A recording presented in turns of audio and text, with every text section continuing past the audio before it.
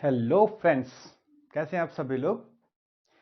मैं फिर आपके सामने हाजिर हो गया हूं एक छोटा टॉपिक डिस्कस करने के लिए, लेकिन छोटा मगर इम्पोर्टेंट। इसमें आपको छोटी छोटी चीजें बहुत जानकारी मिलेगी, छोटी छोटी चीजों की, लेकिन वो छोटी जितनी हैं उतनी ही इम्पोर्टेंट हैं।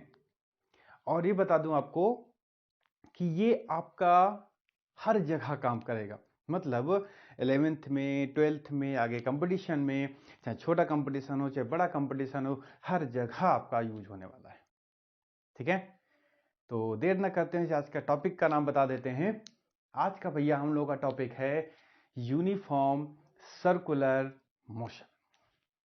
तो हेडिंग डाल देते हैं, यूनिफॉर्म सर्कुलर मोशन। जी हाँ, इसके बारे में आपने थोड़ा आइडिया हम आपको एक वीडियो में दे चुके हैं, जब हमने स्पीड वेलोसिटी वाला आपको पढ़ाया था। अब यहां पर हमको इसके अंदर और चीजें पढ़नी है। ठीक है, चलो तो थोड़ा सा हम इसको जान लेते हैं, ये कि होता क्या है, फिर इसके अंदर घुसेंगे। तो जब से सबसे पहले मैंने बताया था यूनिफॉर्म सर्कुलर मोशन, तो यहां पर देखिए सर्कुलर मोशन को एक पार्ट में कर लेते हैं, यूनिफॉर्म को एक पार्ट में कर लेते हैं। तो सर्कुलर मोशन क्या बोलता है, बॉडी एक सर्किल पार्ट में चल रही होगी। ठीक है, यूनिफॉर्म अगर लीनियर मोशन होता तो बॉडी एक सीधी लाइन में चल रही होती, और ये कह रहा है सर्कुलर मोशन है, मतलब बॉडी कैसे चल रही होगी, बॉडी एक सर्कुलर पाथ पे चल रही होगी इस तरीके से। ठीक है, ये तो हो गया सर्कुलर मोशन। इसकी रेडियस कितनी हो गई भैया, आर रेडियस हो गई।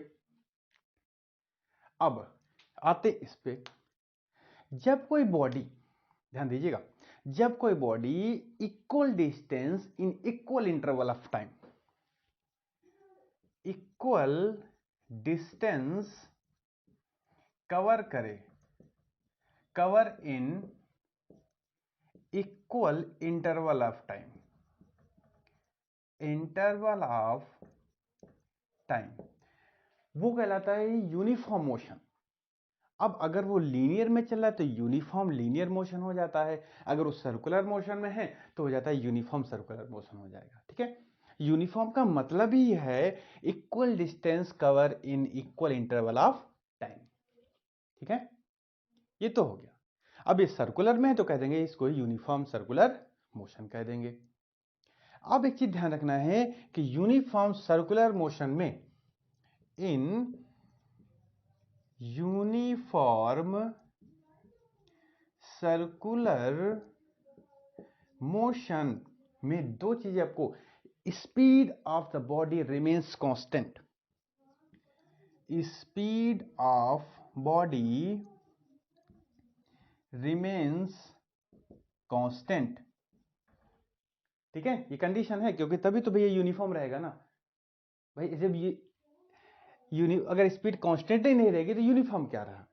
लेकिन वेलोसिटी, वेलोसिटी ऑफ बॉडी, ये क्या होगा, ये कांस्टेंट नहीं होगी। Velocity of body changes with respect to time, ये आपका टाइम के रिस्पेक्ट में क्या होती रहेगी, चेंज होती रहेगी। यानी कि इसकी जो डायरेक्शन है वेलोसिटी की, हर एक पॉइंट पे सर्कुलर मोशन में चेंज होती रहेगी। ठीक है, देखो जैसे अगर यहां की बात करते हैं तो वेलोसिटी डायरेक्शन कुछ इस तरीके से है, यहां की बात करते हैं तो वेलोसिटी की डायरेक्शन इधर है, यहां की बात करते हैं तो वेलोसिटी की डायरेक्शन इधर है, यहां की बात करते हैं तो वेलोसिटी की डायरेक्शन इधर है। देखिए चारों पॉइंट पे वेलोसिटी की डायरेक्शन अलग अलग है। जब वेलोसिटी की डायरेक्शन अलग अलग है, चेंज इन वेलोसिटी हो रहा है, तो भैया यूनिफॉर्म सर्कुलर मोशन को हम लोग एक्सेलरेटेड मोशन भी बोल देते हैं, क्योंकि एक्सेलरेशन कहां पे आता है, जब वेलोसिटी में चेंज आता है। तो इसी को हम लोग बोल देते हैं एक्सेलरेटेड मोशन भी बोल देते हैं, एक्सेलरेटेड मोशन भी इसको हम लोग बोल देते हैं। ठीक है, क्योंकि यहां पर क्या हो रहा है, वेलोसिटी में चेंज हो रहा है। जब वेलोसिटी में चेंज होगा तो वहां तो एक्सेलरेशन तो आ ही जाना है। ठीक है, क्लियर हो गया। तो इसलिए कभी कभी यूनिफॉर्म सर्कुलर मोशन को एक्सेलरेटेड मोशन भी बोल देते हैं। ये क्वेश्चन यहां से आपका बन जाता है कंपटीशन का। ठीक है, तो इतना क्लियर होगा, छोटा सा टॉपिक। अब आगे बढ़ते हैं। आगे है, अब हम लोग इसी के अंदर और थोड़ा घुसते हैं, देखते हैं इसके अंदर कौन कौन से टर्म यूज होते हैं। छोटे छोटे हैं लेकिन इंपॉर्टेंट टर्म है। देखो, एक फिगर बना लेते हैं, वो फिगर सब में रहेगा, आपका हेल्प करेगा।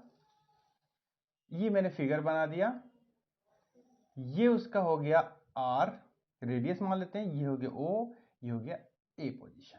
ठीक है, तो पहले जो मैं हेडिंग यहां डालने जा रहा हूं वो है आपका एंगुलर डिस्प्लेसमेंट। एंगुलर डिस्प्लेसमेंट, ठीक है। एंगुलर वर्ड इसलिए क्योंकि ये बॉडी सर्कुलर में चल रही है। अगर लीनियर में चल रहे होते तो लीनियर डिस्प्लेसमेंट नाम दे देते थे। जब बॉडी सर्कुलर में चलेगी वहां पे एंगुलर वर्ड ऐड हो जाता है।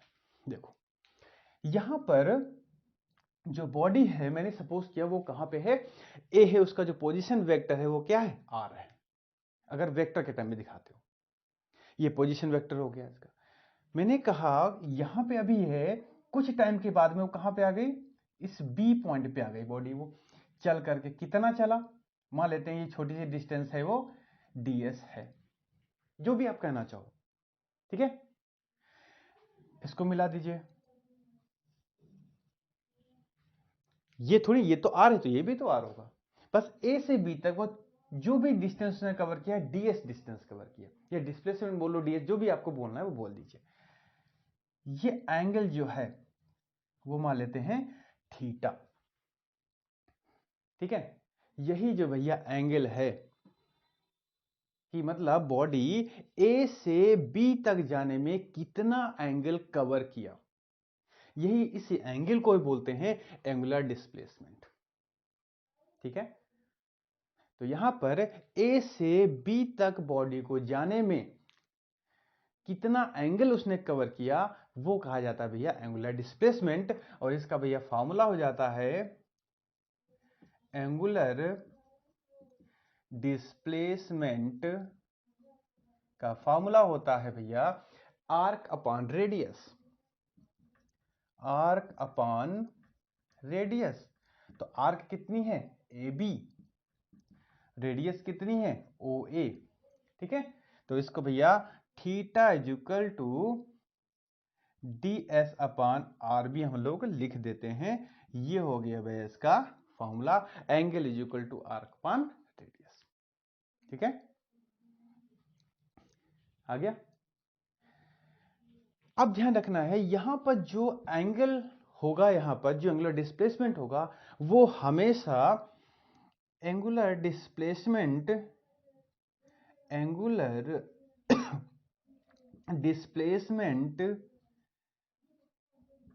Will always in radian, will always in radian में रहेगा भैया, डिग्री में नहीं रहेगा।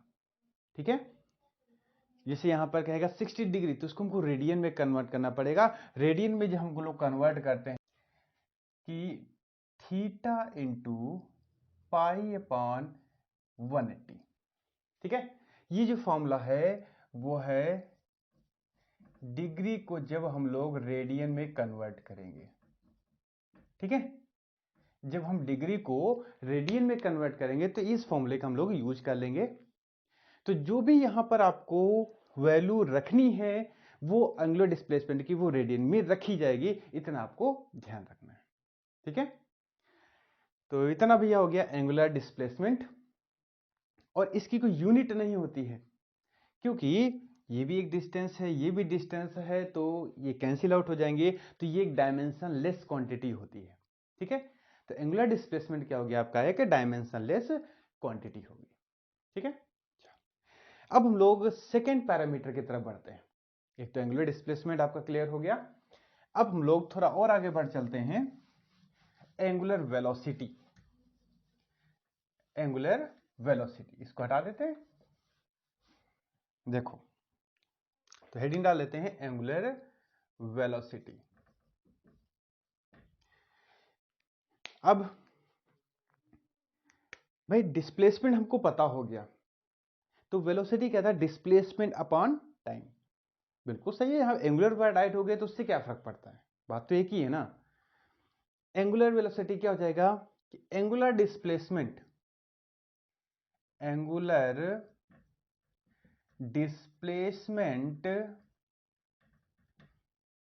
Upon time, angular displacement upon time. तो यहां पर भैया इसको हम लोग रिप्रेजेंट करते हैं ओमेगा से। इसको एंगुलर वेलोसिटी का जो सिंबल है वो है आपका क्या, ओमेगा। ठीक है। और यहां पर एंगुलर डिस्प्लेसमेंट कितना निकाला था, थीटा। टाइम क्या था हमारा, टी टाइम में, कि कितने टाइम में वो यहां से यहां तक जाता है। तो ये आ गया भैया मेरा एंगुलर वेलोसिटी का फॉर्मूला। ठीक है, डिस्प्लेसमेंट अपॉन टाइम, बस यहां पर एंगुलर है तो एंगुलर डिस्प्लेसमेंट अपॉन टाइम हो जाएगा, कोई फर्क नहीं पड़ना। तो यहां पर इसके यूनिट की बात करते हैं तो यहां पर देखिए एंगुलर डिस्प्लेसमेंट मैंने किस में बताया था, रेडियन में। तो इसकी भैया जो यूनिट हो जाएगी क्या हो जाएगी, रेडियन अपॉन सेकेंड। इसकी यूनिट क्या हो जाएगी, रेडियन अपॉन सेकेंड। ठीक है। तो ये तो हो गया भैया आपका एंगुलर वेलोसिटी। कुछ कठिन लग रहा है, चलो आगे बढ़ चलते हैं।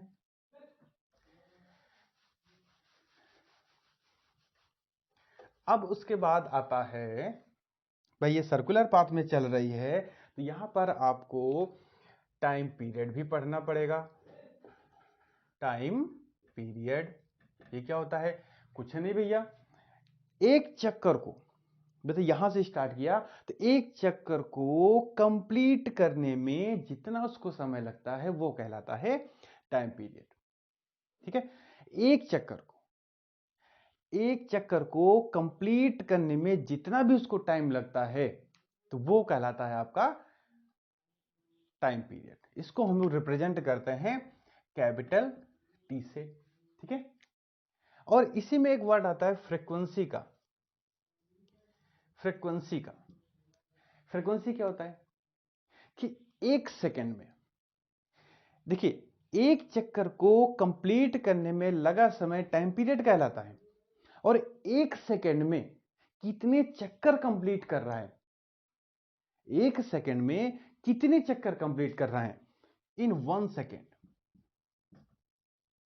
एक सेकंड में कितने चक्कर कंप्लीट कर रहा है वो कहलाता है इसकी फ्रीक्वेंसी। इसको हम लोग एफ से रिप्रेजेंट कर देते हैं। ठीक है। नंबर ऑफ, इसको हम लोग ऑक्सीलेशन भी बोल देते हैं, number of oscillation completed in 1 second, ये कहलाता है फ्रीक्वेंसी। ठीक है। और टाइम पीरियड की यूनिट की बात करते हैं तो भैया सेकंड ही होगा, और इसकी फ्रीक्वेंसी की बात करते हैं तो भैया हर्ट्ज हो जाता है, हर्ट्ज। ठीक है, ये इसकी यूनिट हो जाती है। अब अगर हम लोग और इनमें रिलेशन देखें फ्रीक्वेंसी और टाइम पीरियड में, इनमें इनवर्सली प्रोपोर्शन का रिलेशन होता है कि जो एफ होता है वो आपके इन दोनों में इनवर्सली प्रोपोर्शनल का रिलेशन होता है। ठीक है, तो ये आप लोग ध्यान रखेंगे क्योंकि कभी कभी ये चीज आगे हमको यूज करनी पड़ेगी तो हमको ये रिलेशन बता दिया। ठीक है, तो ये तो छोटी छोटी डेफिनेशंस हो गई। अब हम लोग यहाँ पे कुछ छोटे छोटे डेरिवेशंस पढ़ने वाले हैं जो अपने आप में भी डेरिवेशन उतने ज्यादा इंपॉर्टेंट नहीं है, लेकिन जो कंक्लूजन निकल के आएगा वो बहुत इंपॉर्टेंट है। ठीक, देखते हैं। देखो भैया, तो सबसे पहले स्टार्ट करते हैं। सबसे पहले एक है वी ओमेगा और टी में relation, v omega t relationship, यहां लिख देते हैं रिलेशनशिप।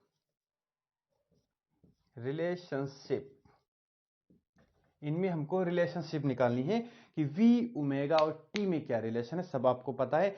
v है लीनियर वेलोसिटी, इसको लिख देते हैं भैया कंफ्यूजन ना हो। जो v है आपका लीनियर वेलोसिटी, ओमेगा है आपका एंगुलर वेलोसिटी, और t है आपका टाइम पीरियड। ठीक है, अब कैसे इसको फाइंड करेंगे, देखो हमको पता है जो ओमेगा होता है वो होता है theta upon T, angular displacement upon time. ठीक है, अब अगर बॉडी यहां से यहां तक कंप्लीट चक्कर, एक चक्कर कंप्लीट कर लेती है तो जो उसको टाइम लगेगा वो क्या हो जाएगा, टाइम पीरियड हो जाएगा। देखो जरा, इन वन कंप्लीट ट्रिप, एक कंप्लीट ट्रिप में मतलब यहां से चला और यहां तक आ गया बेचारा वो, तो उस एक ट्रिप हो गई ना, एक ट्रिप उसकी कंप्लीट हो गई। तो उस एक कंप्लीट ट्रिप में टाइम कितना लगा होगा, उसको बोलते हैं टाइम पीरियड, कैपिटल टी। अब देखो जरा, ये घूम के देखो भैया, जब यहीं पे आ जाएगा घूम के पूरा, तो एंगल कितना बन गया, 360 बन गया। ठीक है, क्या बन गया भैया यहाँ पे 360, यानी कि थीटा इज इक्वल टू बन गया 360 डिग्री। और हमको इसमें किसमें चेंज करना है, रेडियन में चेंज करना है। जरा अपना वो वाला फॉर्मूला यूज कर लेते हैं, तो क्या हो जाएगा 360 इंटू पाई अपॉन 180, कितना हो जाएगा 2 पाई। ठीक है, तो यहां पर क्या हो जाएगा भैया, ये 2 पाई रेडियन में रखेंगे, ये ध्यान रखेंगे। तो ये हो जाएगा ओमेगा, और 1 अपॉन टी, देखो एक रिलेशन तो भैया यही आ गया, एक रिलेशन तो भैया यही आ गया। ठीक, अब 1 अपॉन टी को क्या ले सकते हैं, सॉरी ये नहीं है भैया, वेलोसिटी नहीं है, अभी यहाँ वेलोसिटी का नंबर नहीं आएगा, वेलोसिटी थोड़ा सा एक स्टेप आगे हम लिख गए यहां पर। ठीक है, यहां फ्रीक्वेंसी आएगा भैया थोड़ा सा, एफ, एफ हो जाएगा फ्रीक्वेंसी। ठीक है, अब देखो यहां पर इसको हम लोग ऐसे भी तो लिख सकते हैं, omega is equal to 2 pi into 1/t। ठीक, 1 अपॉन टी, ये किसको अभी बताया था, एफ है ये वाला, तो omega is equal to 2 pi F, ये भी तो एक फॉर्मूला बन गया मेरा। तो हमको दो फॉर्मूले मिल गए भैया, एक omega is equal to 2 pi by capital T, एक omega equal to 2 pi F. ये दोनों फॉर्मूले आपके न्यूमेरिकल से लेकर के आगे डेरिवेशन में हेल्पफुल होंगे। ठीक है, तो ये ध्यान रखेंगे, ये दोनों फॉर्मूले होते क्या हैं, ये आप लोग ध्यान रखेंगे। ठीक, अब हम लोग बढ़ चलते हैं अपने नेक्स्ट डेरिवेशन की तरफ। जो नेक्स्ट डेरिवेशन है वो भैया अपने आप में काफी इंपॉर्टेंट है, क्योंकि ये फॉर्म डेरिवेशन मैंने बताया ना, ये डेरिवेशन के पॉइंट ऑफ व्यू से बहुत कम इंपॉर्टेंट है, लेकिन बाकी जो अदर चीजें हैं उनके हिसाब से बहुत इंपॉर्टेंट चीजें हैं ये। चाहे न्यूमेरिकल कह लीजिए, चाहे कॉन्सेप्चुअल क्वेश्चन कह लीजिए, चाहे किसी भी अदर डेरिवेशन को करना होगा, तो वहां पर ये छोटे छोटे जो फॉर्मूले आ रहे हैं ये बहुत इंपॉर्टेंट है।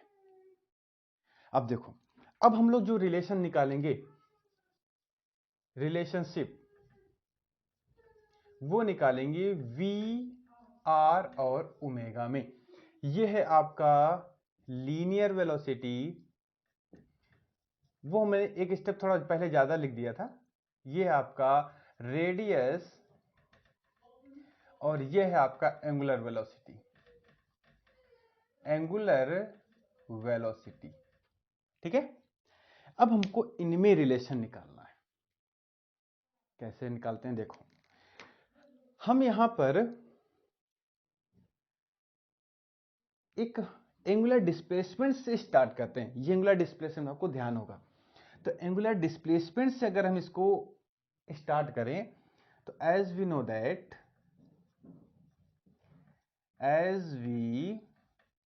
दैट, तो हमको क्या पता था कि जो एंगुलर डिस्प्लेसमेंट है ये क्या होता है, आर्क अपॉन रेडियन, यानी कि ये क्या है ds है और ये क्या है r है। ठीक है, अगर इसको लिखना चाहें तो theta is equal to ds upon r। ठीक है, क्लियर। देखो, अब यहां पर हम इस थीटा का सिंबल थोड़ा सा चेंज कर लेते हैं। यहां पर मान लेते हैं ये जो एंगल है भी छोटा सा एंगल, भाई छोटी सी डिस्टेंस है, छोटा सा एंगल होगा। अभी मैंने इसको थीटा माना था, यहां पर क्या मान लेंगे, डी थीटा मान लेंगे। तो यहां पर हमने क्या मान लिया, इसको डी थीटा, पर छोटा सा एंगल, बाकी कोई फर्क नहीं है, तो यहां पे क्या लिख देंगे डी थीटा। ठीक है, अब हमको करना क्या है, हमको यहां पर इस इक्वेशन को डिफरेंशिएट कर देना है विद रिस्पेक्ट टू टाइम। देखो तो यहां पर लिख देंगे differentiate with respect to time. क्या हो जाएगा, तो ये हो जाएगा d theta upon d t, ये हो जाएगा d s upon d t into 1/r, क्योंकि 1/r तो कांस्टेंट है, क्योंकि r तो कहीं कम ज्यादा हो नहीं रही है, ये तो अलग निकाल देंगे। ठीक है, अब ds बाई डी टी हो जाएगा, d theta by D T हो जाएगा। अब ये देखो ये क्या बताते हैं हमको, एंगुलर डिस्प्लेसमेंट अपॉन टाइम क्या है, एंगुलर वेलोसिटी, तो ये हो गया भैया ओमेगा 1/r। एस ये तो डिस्टेंस है ना, यहां से आते कि डिस्टेंस, तो डिस्टेंस अपॉन टाइम क्या होता है, सिंपल वेलोसिटी होता है, तो यहां पे इसको लिख देंगे v। ठीक है, तो ये क्या आ गया भैया, v equal to are omega आ गया। ठीक है, अगर इसको हम वेक्टर फॉर्म में लिखें, इन वेक्टर फॉर्म, तो v vector is equal to omega cross r vector, ये आ गया भैया वेक्टर फॉर्म में इक्वेशन। ठीक है, तो यहां पर ये बता क्या रहा है, ये कह रहा भैया कि यहां पर ये जो v equal to are omega cross r है, मतलब यहां पर जो तीनों है क्वांटिटी ये एक दूसरे के परपेंडिकुलर है। मतलब अगर हम r की बात करें तो r की हो गई डायरेक्शन ये, ओमेगा की v की डायरेक्शन हो गई आपकी इधर, तो ओमेगा की डायरेक्शन किधर होगी, ऊपर की तरफ होगी। ठीक है, ओमेगा की डायरेक्शन हो जाएगी ऊपर इस तरीके, जिधर ये पेन रखा हुआ है, तीनों एक दूसरे के परपेंडिकुलर डायरेक्शन में। तो ये हमको इक्वेशन बताती है। ठीक है, यहां पर जो एंगुलर वेलोसिटी की डायरेक्शन है वो परपेंडिकुलर है। ठीक है, तो यहां पर देखिए छोटा सा डेरिवेशन हुआ, आप थोड़े से कंफ्यूज होंगे कि सर यहां पर डी थीटा क्यों लिया, सिंबल है भैया, चाहे आप थीटा भी लिख दोगे कोई दिक्कत नहीं है, तो यहां पर हमको डी अपने आप लगाना पड़ेगा क्योंकि डिफरेंशिएट कर रहे हैं। यहां पर डी ऑलरेडी हमने मान रखा था, तो यहां पर नहीं लगाना पड़ेगा। ठीक है, तो उसमें कोई दिक्कत नहीं है, तो हमको बस क्या करना है, इसके लॉजिक समझ लेना है। Angular displacement upon time, angular velocity, distance upon time, linear velocity, बस तुरंत आंसर आ जाता है। और भैया ये जो रिलेशन है ये आपका इंपॉर्टेंट रिलेशन है, ये आपका न्यूमेरिकल कॉन्सेप्चुअल डेरिवेशन हर जगह यूज होता है। ठीक, चलो भैया आगे बढ़ चलते हैं। एक रिलेशन ये खत्म हुआ, अब थोड़ा सा और आगे बढ़ते हैं। अब जब एंगुलर वेलोसिटी आपने पढ़ लिया, तो एंगुलर एक्सेलरेशन तो आएगा ही आएगा, क्योंकि अभी आपने क्या था, this is also known as accelerated motion. तो यहां पर भैया अब क्या आएगा, angular acceleration, angular acceleration, angular acceleration, इसका जो सिंबल है वो भैया आपका है अल्फा। अब ये क्या होगा, एक्सीलरेशन क्या होता है, change in velocity, rate of change of velocity, तो यहां पे क्या बोलेंगे, rate of change of, rate of change of angular velocity, angular velocity. ठीक है, जिसको ओमेगा हम लोग बोलते थे। बस एक्सेलरेशन कहता है कि वेलोसिटी में चेंज, अगर सीधे चल रहा है तो लीनियर वाला, अगर घूम रहा है तो एंगुलर वाला। ठीक, तो यहां पे क्या हो गया, rate of change of angular velocity, this is known as angular acceleration. बस, तो इसको हम लोग क्या लिख देते हैं, alpha is equal to d omega upon d t लिख देते हैं। ये आ गया भैया हमारा एंगुलर एक्सेलरेशन। बस, अब यहां पर भी एक इंपॉर्टेंट रिलेशन है, कौन सा, ए आर और अल्फा, यानी कि ये रिलेशनशिप, ये क्या है आपका, लीनियर एक्सीलरेशन, ये आपका है भैया लीनियर एक्सीलरेशन, ये है आपका रेडियस और ये है आपका एंगुलर एक्सेलरेशन। ये क्या भैया आपका एंगुलर एक्सेलरेशन, ठीक है। अब ये कैसे निकालेंगे, देखो अभी मुझको क्या पता था, v equal to are omega, ठीक है। इसको with respect to time differentiate कर दीजिए, differentiate with respect to time, क्या हो जाएगा, dv upon dt is equal to d omega upon dt into r, क्योंकि आर तो चेंज हो नहीं रहा है। तो भैया ये क्या लिखा हुआ है, ये ए लिखा हुआ है, ये क्या लिखा हुआ है, ये अल्फा लिखा हुआ है, और ये क्या है r. A is equal to r into a, alpha into.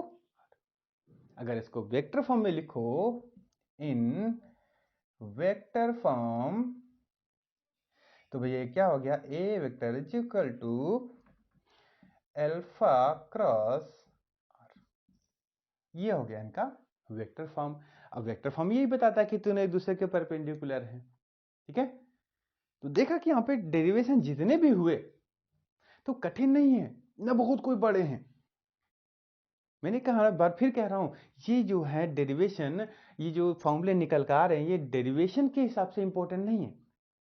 ये आपके न्यूमेरिकल को सॉल्व करना, कॉन्सेप्चुअल क्वेश्चन को सॉल्व करना, 11th में 12th में, और चाहे छोटे से छोटा एग्जाम हो चाहे बड़े से बड़ा एग्जाम हो, ये आपका हर जगह यूज होने वाले हैं। कभी वेक्टर फॉर्म पूछ लेगा, कभी आपका सिंपल फॉर्म पूछ लेगा, कभी किसी न्यूमेरिकल में इनकी हेल्प करवा लेगा, दुनिया भर के पूछ सकते हैं वो, ठीक है। तो आज छोटे से टॉपिक 2-3 डिस्कस हुए। आई थिंक अब आपको इसमें कोई कंफ्यूजन नहीं होगा कि हाँ ये angular displacement, angular acceleration, radian को, थीटा को कैसे रेडियन में चेंज करेंगे, ठीक है। तो आज के भैया वीडियो में हम लोग इतने ही रखते हैं। अगली वीडियो में सेंट्रीपिटल फोर्स, सेंट्रीपिटल एक्सेलरेशन पढ़ेंगे, उसके साथ ही उससे रिलेटेड कुछ क्वेश्चन भी करेंगे, ठीक है। तो भैया बने रहिए हमारे साथ इस चैनल पर। जो लोग नए इस चैनल पर जुड़ रहे हैं वो भैया चैनल को सब्सक्राइब कर लें, जिससे आपको हर मेरी वीडियो का नोटिफिकेशन मिलता रहे। और आपको अगर किसी वीडियो में कोई भी थोड़ी सी डाउट है तो आप बिना कोई सोच के, हेजिटेशन के, आप कमेंट से पूछ सकते हैं, मैं आपका आंसर जरूर दूंगा, ये श्योर है, ठीक है। तो भैया इसी के साथ ही आज की वीडियो को हम यहीं पे फिनिश करते हैं, फिर मिलेंगे नेक्स्ट वीडियो में। तब तक के लिए take care and bye bye.